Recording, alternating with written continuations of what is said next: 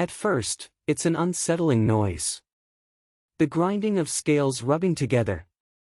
That's the sound of the saw-scaled viper, the world's deadliest snake.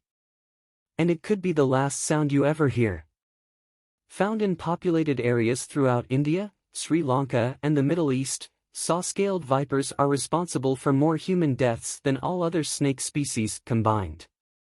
While they may not have the deadliest venom, they are extremely aggressive. They strike fast. And they don't stop after one bite. The venom can deteriorate blood vessel membranes, overwhelming your body's blood clotting system. One nip can bleed you dry. The venom can also rot the flesh. It practically destroys the tissue surrounding the bite. Gross. Making it through the initial encounter is one thing, but you could be faced with losing a couple of toes. Maybe even a leg. Saw-scaled vipers are mostly found in arid areas and dry savannas, especially in India, Sri Lanka, and the Middle East. This viper's scales are oriented upward rather than backward, which is what you'll usually see with most snakes. When threatened, it will rub its scales together. Called stridulation, this produces the telltale sawing sound that gives the species its name. That may be your only warning before you feel fangs in your flesh. So listen up. How can you avoid these sinister snakes? What should you do if you come face to face with one? And why shouldn't you try to fight back? Step 1. Know your enemy. The first step in avoiding death or serious harm from a saw-scaled viper is to know how to avoid them. The species has a distinct appearance, notably their pear-shaped heads, large elliptical eyes and distinctive coloring. Their scales are oriented upward rather than backward, which is what you'll usually see with most snakes. They are relatively small, with a maximum length of 40 centimeters, 16 in. That makes them easy to miss. These snakes are most active on humid nights or after it rains, so that's when you need to be extra careful. Step 2. Wear protection. An overwhelming majority of the snake's bites involve the lower extremities. If you know one might be around, wear closed-toe shoes. Saw-scaled vipers often live in small holes in the rocky environments. Something a teenager in India learned the hard way. He received severe bites on his hand when reaching into such a hole while hunting bush rats. The resulting swelling led to his hand being transformed into a reddish heap of flesh that later required 2 fingers to be amputated.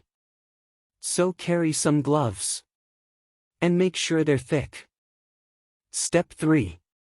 Make a quick exit. Because of their overly aggressive instincts, if you encounter a saw-scaled viper, the best thing to do is just get the heck out of there. Just because it's not moving doesn't mean there's no danger. It has the ability to launch a leaping attack from a coiled position. And being a sidewinder, it's extremely fast over surfaces like sand. Back away slowly and do not make sudden movements. Don't take your eyes off it. If you are bitten, get away from the snake immediately.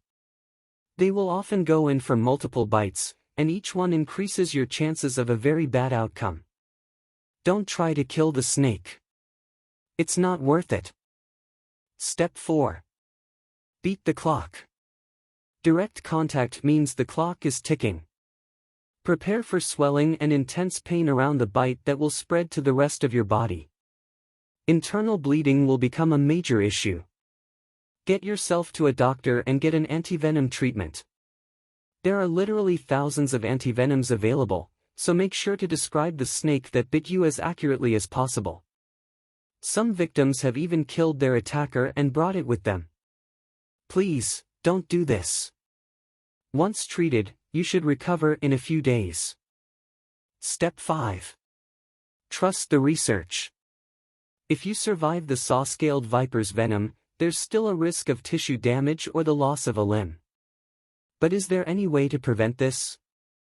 After a bite, our immune system dispatches white blood cells to the site to fight off the venom. While these cells effectively kill the venom, they also starve the surrounding tissue of oxygen, leading to rot. Researchers have begun experimenting with chemical compounds from much deadlier cobra venom. They have had success neutralizing venom and treating tissue damage simultaneously. Unfortunately, the trials have only been successful with mice. Most people have a fear of snakes, and with good reason. Following these tips will help you live to see another day. And if going head-to-head with just one isn't scary enough, what would you do if you were stuck on a whole island full of them?